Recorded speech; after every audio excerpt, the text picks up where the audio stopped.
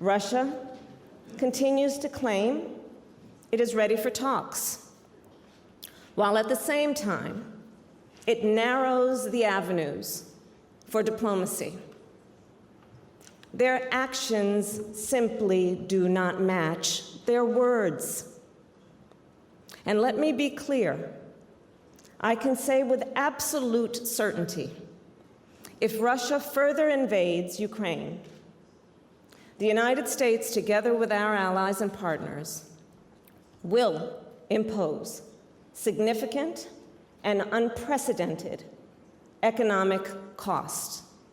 Make no mistake, the imposition of these sweeping and coordinated measures will inflict great damage on those who must be held accountable. And we will not stop with economic measures. We will further reinforce our NATO allies on the eastern flank. In fact, together, we have already taken steps to strengthen our deterrence and collective defense on human lives and livelihoods. Our opening clip was Vice President Kamala Harris at the Munich Security Conference on the eve of Russia's total invasion of Ukraine. In fact, Harris was the last U.S. official to meet with Zelensky before Russia launched its total war invasion hours later. I am Andrea Chalupa, a journalist and filmmaker, and the writer and producer of the journalistic thriller Mr. Jones, the film the Kremlin doesn't want you to see, so be sure to watch it. I am excited to share that my dear friend Terrell Starr of the Essential Black Diplomats podcast and Substack will be joining me at the live taping of Gaslit Nation on Monday, September 16 at 7 p.m. at the beautiful Ukrainian Institute of America on the Upper East Side for the launch of my new book, In the Shadow of Stalin, the graphic novel adaptation of my film, Mr. Jones. The event is open to the public, but Gaslit Nation Patreon supporters at the truth teller level and higher get in free. And I want to just assure you all, yes, there's going to be a wine reception because we deserve it for all the hell we've just been through together. Yes, we're going to celebrate our community this evening. We're going to get together. We're going to recharge our batteries. Think of the Gaslit Nation live taping on September 16th, Monday evening, as sort of like us pre-gaming before the big election, getting together one last time, letting off some steam. I'm so excited about it. So I hope you can join us there. If you are subscribed at the truth teller level or higher, I will send out all the details to get you on the guest list. And if you want to hear this full bonus episode and join a community listeners, join our chat group. We're all sort of letting out our nerves and supporting each other through this make it or break it time, as well as our chat group for artists out there who are developing different projects. I'm excited to share some updates on some of my projects soon. I'm just waiting for a couple things to be further along, and then I'll share an update. So for all of those fun things, bonus episodes, shows ad-free, annual discounts to stay with us for the year as we get ready for avoiding another January 6th come nearing inauguration day of January 2025. Stay for it all. Be sure to subscribe at patreon.com/gaslit. That's patreon.com/gaslit. Thank you to everyone who supports the show. We could not make Gaslit Nation without you. So this special bonus episode, it looks at the foreign policy of Vice President Kamala Harris to get an idea of what her foreign policy as president might look like, especially in regards to Ukraine and Gaza. What kind of commander-in-chief on the world stage will Kamala Harris be? So to understand what we're going to possibly be getting, I do believe she's going to make it. I do believe, I don't want to jinx it, but you see the excitement out there just like I do. You see the donation numbers. You see the grassroots ready to go. So let's get ready for what kind of foreign policy will it be for the next 4 years? And to understand this, let's begin at the beginning. Kamala Harris is a citizen of the world. That's how she was raised. She's not only the daughter of immigrants, her mother being from India, her father being from Jamaica. She spent a lot of time abroad, including living during some of her childhood in Canada. She likes to share folk sayings from her Indian mother in her speeches. In fact, according to one of her former speechwriters, that's what gives Kamala Harris's speeches that kind of playful flavor that turns into viral clips that get turned into TikTok Clubhouse remixes that Gen Z goes wild over. So that's where that comes from. That sort of folksy feeling of from her mother. That's where that sort of softness trademark comes from. She grew up traveling the world with her family, including to Africa. In the 1960s, her maternal grandfather worked with the newly independent government in Zambia to resettle refugees. As a little girl, Harris visited him there, and then as vice president, she visited while on a whirlwind trip of Africa. Her personal life alone makes her an open, internationally minded person, given this multicultural upbringing. What's more, as a former attorney general and senator of California, which has the 5th largest economy in the world, that alone makes her as qualified as any EU leader given the size of California's GDP. While serving in Congress, Harris was on the Intelligence and Homeland Security Committee with access to some of the most highly classified intel on U.S. national security, and she managed not to steal a warehouse of classified documents to sell to the highest bidder. So she's got that going for her, too. On the Homeland Security Committee, she was known as a strong cross-examiner in hearings and always came prepared with receipts, because that's the prosecutor insider. Biden had Harris by his side throughout his major meetings and phone calls with world leaders, and she regularly represented him on the world stage, including at the recent Munich Security Conference. She visited Taiwan, which of course pisses off China, which wants to invade Taiwan and has been ramping up its military to do so. She's been core to the administration's China policy, including meeting with Xi.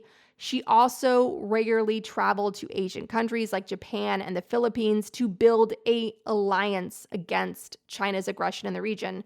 Kamala Harris was, as I mentioned, the last American official to meet with Zelensky on the eve of Russia's total war invasion of Ukraine in February 2022, advising the president in those final hours.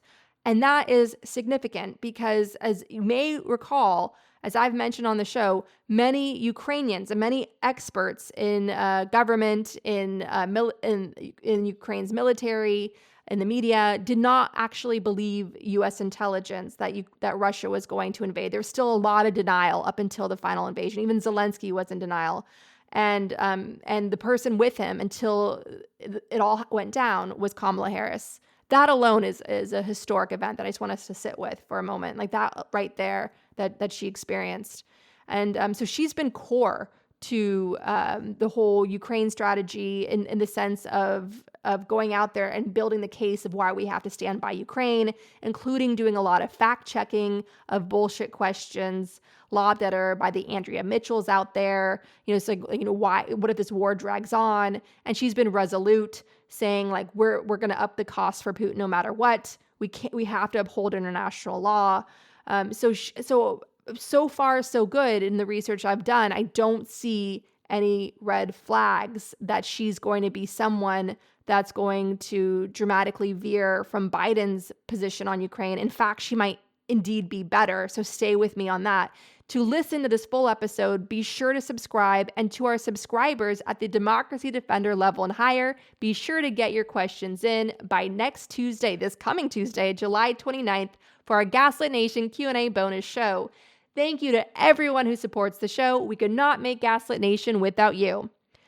Now, all of this is to say, as vice president during a time of great global conflict, including the United States leading a democratic alliance against Russian global terrorism, Kamala Harris has the most foreign policy experience of any candidate for president since Hillary Clinton, who was Secretary of State and then was in the Senate, as well as First Lady for 2 years, where she was a very influential First Lady, and then as well as Vice President George W. Bush Sr., who once led the CIA. Kamala Harris is a heavyweight when it comes to foreign policy. She's ready from day one. And it's an indictment of the mainstream media, of the largely white-owned, white-staffed press, that they're not making a bigger deal about this, because it is an extremely big deal. At the recent peace summit for Ukraine and Switzerland, Harris was absolutely clear on, and I'm sharing this quote specifically because from all my research, this has been her position throughout. When giving speeches, when talking to the press, when getting pushed about why should we support Ukraine, she's been very clear. If the world fails to respond when an aggressor invades its neighbor, other aggressors will undoubtedly become emboldened. It leads to the potential of a war of conquest and chaos, not order and stability, which threatens all nations. President Joe Biden and I will continue to support Ukraine and continue to impose costs on Russia. And we will continue to work toward a just and lasting peace based on the principles of the United Nations Charter and the will of the people of Ukraine. President Zelensky, the United States shares your vision for the end of this war and an end to the suffering of the Ukrainian people. And let us all then commit to the imperative of returning innocent children kidnapped by Russia, returning them to their homes. Let us also agree a practical benefit of the work of this peace summit is to increase global food and energy security. And let nothing about the end of this war be decided without Ukraine.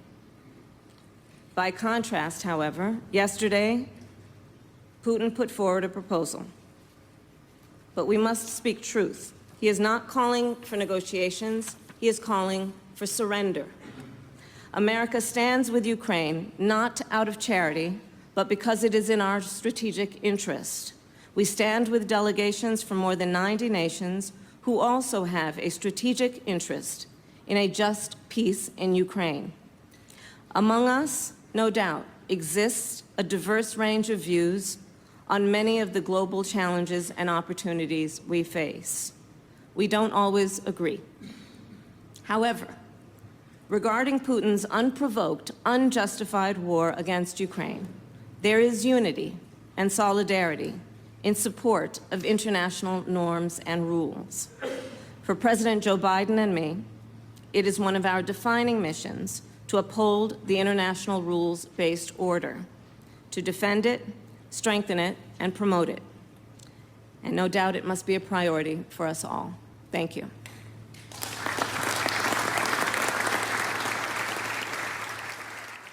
She called out Putin's gaslighting, calling for negotiations, as repeated by so many of his Kremlin and disinformation agents, including Trump and Vance. Trump promised to end the war with Ukraine on day one. That's obviously bullshit. He's going to give Ukraine away to Trump, and who knows what else he'll give. He'll give Poland, he'll give the Baltic states, and on it'll go. To all of that, Kamala Harris has said, including at the recent Peace for Ukraine summit before 100 nations assembled there, Putin is not calling for negotiations. He is calling for surrender. Yes, that's exactly right. And this isn't a small thing, because we could easily have a Russian reset on our hands coming up. Don't forget, after all the hellfire we experienced under Russia's asset Trump, one of the first things that Biden did as president of the United States was hold a joint press conference with Putin in Europe, with all those naive EU leaders smiling by their sides. Like, isn't this great? The US and Russia makes up. Are you fucking kidding me? That was such a depressing day. And obviously Biden had his own calculation. He felt he had to do that to restore relations. You're not going to see that shit with Kamala Harris. I think she's a prosecutor through and through. She's not only going to prosecute the case against Trump in these coming months through the election, she's going to come after Putin when she's done. I really do believe that so far. And I'm cautiously optimistic on it, just from the deep dive of research I've been doing all week on her. And I've been following her, obviously her and Biden all these years, and calling them out when I needed to. And I've got more signs that make me optimistic, as well as a red flag or so that I want to share. But first, I want to give a bit of an overview of the depth of her foreign policy experience. As vice president, she launched a program to help Caribbean nations build up climate crisis resilience. And no, she was not the border czar, as the media called her. Instead, she was focused on working with federal agencies to better address the root causes of the migrant crisis and ways the U.S. could help mitigate it by developing programs that addressed corruption, economic opportunity, human rights security, gender-based violence. She worked through USAID, the program on building programs that combat corruption, that provide job trainings, especially to thousands of young people, assist teachers in classrooms, and expands programs and trainings for climate crisis resilience, all in the countries where the largest number of migrants are coming from, trying to basically undo decades of destructive U.S. foreign policy for South and Central America. It's not like the migrant crisis happened overnight. It's a product in part by U.S. foreign policy, from U.S. coups in the region, from the U.S. Funding and empowering strongmen in the region. Here's an overview of that history from USA Today. This is a banana, and you probably have one rotting in your kitchen right now. The fruit's low price point makes it a popular snack in the U.S.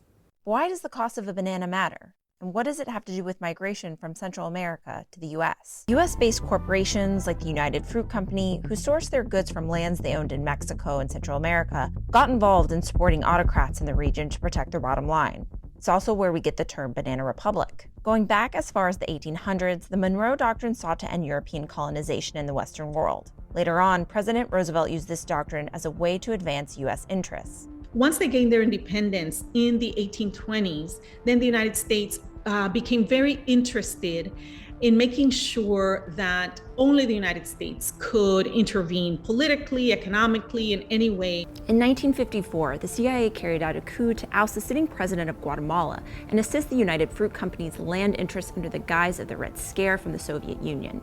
This would be the first intelligence operation of many carried out by the U.S. and Latin America in the name of anti-communism. It would be a hot, cold war fought in the U.S. backyard for decades as countries shifted their allegiances from the U.S. to the Soviet Union. These proxy wars took place in Central America, and hundreds of thousands of Central American lives were lost. And in the U.S., people just sat back and watched it happen on TV. Several decades of intervention from the U.S. led to the very issue the region deals with today, such as poverty, corruption, and government instability. Look at Haiti, which had a democratically elected leader who called for reparations, and George W. Bush and Sarkozy couped him. This is in recent history, installed American puppets ever since. And now Haiti is a war zone because of American and Western nation policy towards Haiti. So that is what's driving the migrant crisis. That is a root cause of this.